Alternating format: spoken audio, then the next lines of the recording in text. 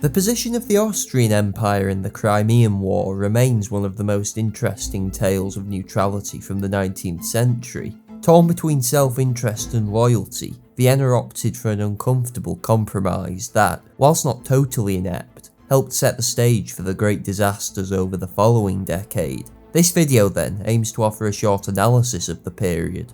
In 1853, disputes, or more correctly, misunderstandings exacerbated by intransigence on both sides over the fate of the ailing Ottoman Empire, saw a European conflict between great powers break out for the first time since 1815.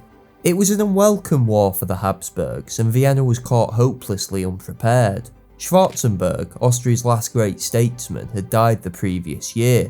The young emperor, Franz Joseph, had taken over the duties of prime minister himself, and relied on the advice of his cabinet, diplomats and soldiers, each of which had a different view and squabbled relentlessly about it, whilst in the background he really wanted to be spending time with his new bride, Elizabeth, rather than discussing the Eastern question with his 56-year-old foreign minister.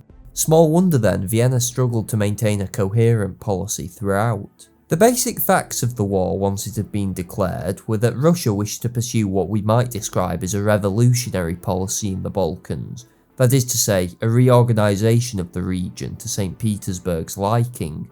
Western war aims varied wildly, but were agreed on stopping this expansion. Austria was caught in the middle of these conflicting powers. On the one hand, Russia had since 1815 been a traditional ally, and had saved Habsburg rule in Hungary when it helped quell the revolutions of 1848. On the other hand, Russian expansionism threatened to upend the old order that St. Petersburg had supposedly fought to save in 1849. Generally, the criticism of Austrian policy in this time period is that she should have either declared against Russia before or early in the war and won the favour of the West, or alternatively supported Nicholas I loyally and so at least maintained the Russian alliance. Both courses are easily stated, neither were easy to follow in practice. Part of the problem for Austria as tensions grew was that whichever side she chose, she was bound to destabilise the European order, with which the fate of the Habsburgs was inextricably linked. The Ottoman Empire kept at bay forces of nationalism in the Balkans and offered Austria stability on her southern flank. If St. Petersburg was to have its way, this stability would be replaced with Russian-dominated nation-states, anathema to a multi-ethnic great power. In the lead-up to the war, Nicholas did not help matters by confusing Franz Joseph. In one breath he talked about a religious crusade against the Muslim Turks, but in the next made it clear his real aim was the Straits. The young emperor did his best, but short of outright telling Nicholas he distrusted his motives, there was little Vienna could say but continue arguing the collapse of the Ottomans was likely to result in chaos that could spread to monarchies everywhere. Nicholas would have none of it.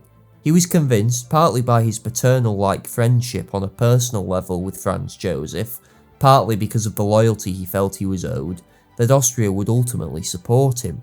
It's also true that by basing their objections to Russian policy around fears of revolutionary uprisings, rather than the real issue of Russian domination of the Balkans, Vienna may have inadvertently implied to Nicholas that so long as he promised to quell any revolution, he could count on Austrian support. Yet the Tsar did himself no favours. In July, as the prospects of a negotiated settlement receded further, Russia moved troops into the Danubian principalities.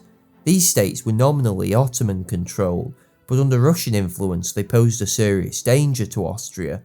Not only did it double the common frontier, occupation gave Nicholas control over the lower Danube, Austria's main trading link with the world. The Habsburgs' primary goal was always to prevent war, but Buol stressed they could not tolerate Russia's claim to exclusive supremacy over the Ottoman Empire, nor would they allow Nicholas to entrench himself on the lower Danube. Yet, openly supporting Turkey and opposing Russia was also dangerous. In the first place, there could be no doubt Franz Joseph did feel obliged to Nicholas for rescuing his throne less than half a decade earlier. More practically, siding openly with the West would draw Russia's ire, and if Austria joined the war, Galicia, not Crimea, would be the front line, and the Habsburgs plunged immediately into a life-or-death struggle. Buol's strategy was thus to try and browbeat the Turks into giving at least nominal satisfaction to Russian demands, which might allow Nicholas to back down with his prestige intact.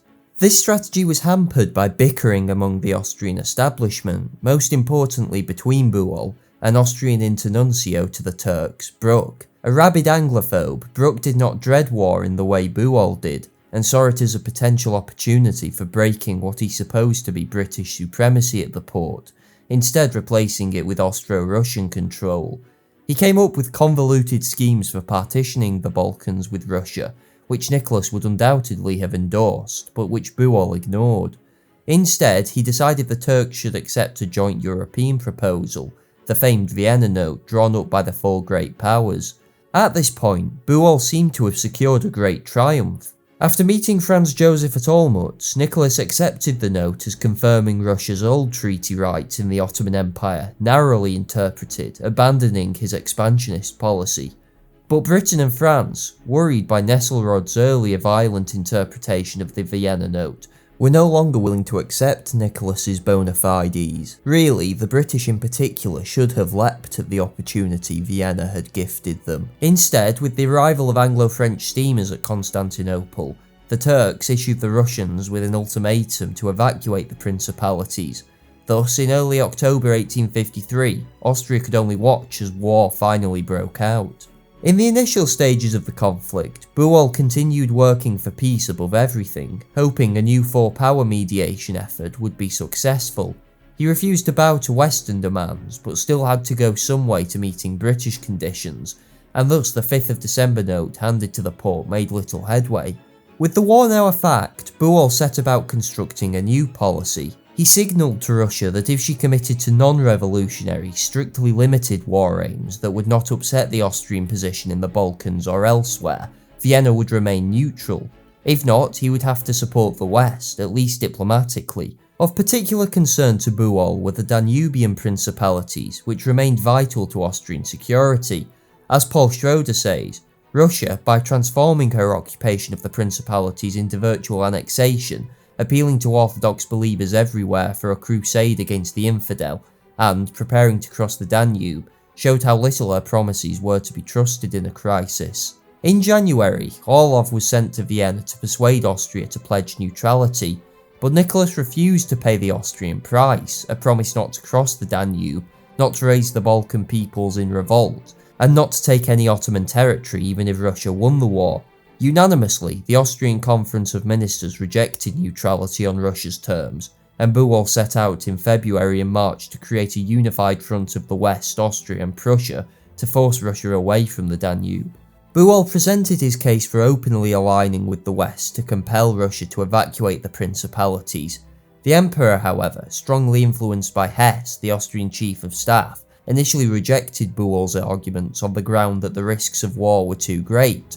"Do you realise," Franz Joseph asked his foreign minister, "that here in Vienna there are only two men who are not pro-Russian, you and I?" "Just so, your majesty," replied Buol, "but they make a very strong party, your majesty and his minister." It is true that the Western powers were hoping to use the principalities as bait to bring Austria into the fight, but the danger posed by an overstretched Russian army was exaggerated. Finally, on June the 3rd, Buol got his way and Russia was told to evacuate the principalities or face conflict with entering Austrian troops, which, after grumbling, St. Petersburg agreed to. Buol had achieved a major political victory, the occupation of the principalities without war. What Austria's intentions with the principalities were has aroused a good deal of debate from historians.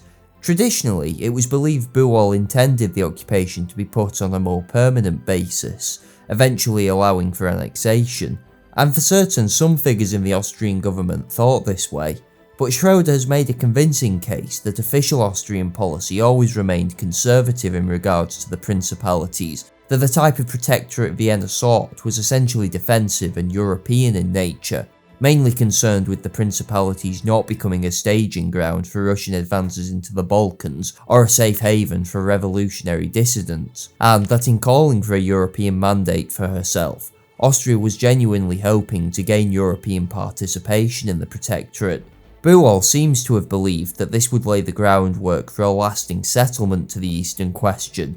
Yet the position he had achieved for Austria, Russia cut out of the Balkans, Austrian control of practically the entire navigable length of the Danube, and the Habsburgs' place to be the sick man's sole heir, could only now be consolidated by full alliance with the Western powers. The case for war grew almost too overwhelming when the Allies finally landed in Crimea and news arrived of their victory at the Alma, along with a false report of Sevastopol having fallen. But when the city was confirmed to have survived, the war party lost momentum once again. It may sound inhuman, but the longer they go on killing each other in the Crimea, the more we may count on having peace, Franz Joseph confessed. Buol arranged a treaty of alliance with the West on the 2nd of December 1854, but the Emperor had no intention of actually acting upon it, though he did continue the policy of armed neutrality, mobilising over 450,000 men, which came close to bankrupting the empire.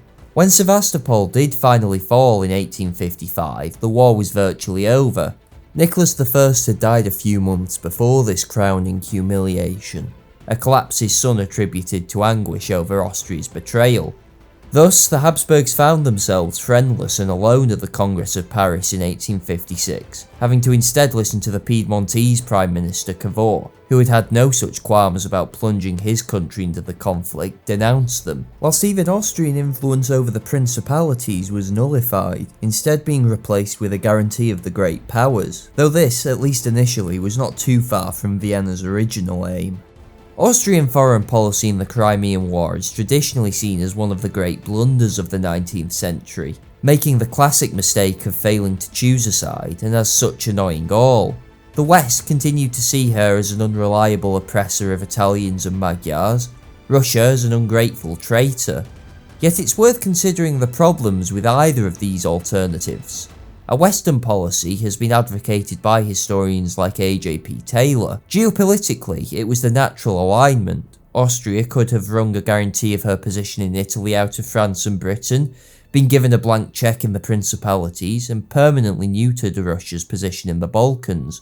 Yet at the same time, allying with the increasingly liberal and nationalistic inclined Western powers would have made Franz Joseph's absolutism impossible in the long term. And if Austria was forced to liberalise along Western lines, the loss of her Italian provinces was a foregone conclusion. Even that was only if a still shaky Habsburg monarchy first survived a life or death struggle in Galicia, though avoiding this fight in 1854 was a large part of the reason Austria had to engage in it under far less favourable circumstances 60 years later. Should then Austria have followed a course advocated by contemporaries like Bruck and repaid the debt owed to Russia from 1849 by carving up the Balkans jointly? Though it was perhaps the natural ideological alignment, Bruck's arguments, then as now, are fundamentally naive. He could hardly have been unaware that Russia had for months been urging this course on Austria for obvious reasons. It would have encouraged the Russian advance, made Austria a partner in crime, threatened to involve Austria in a war with Turkey, England and France, and incidentally raised the spectre of revolution in Italy and Hungary. Bruck did not see that, while Russia and Austria could be friends everywhere else, in the East they were rivals. He showed no understanding of how dangerous a nationalist, religious and Slavophile hubris would be aroused within Russia by the good beating he hoped Russia would administer to the Turks. His proposal of an Austro-Russian condominium over Turkey paid no attention to the immense advantages which race, language, religion and historic traditions would give to Russia in this partnership. On this score, Franz Joseph at 24 saw more clearly than Bruck. In reality then, there were no good options for Austria. The line taken, though clumsily executed, carried the Habsburg Empire through the war intact and did not make inevitable the loss of her position in Italy and Germany. Perhaps, just perhaps, that was enough.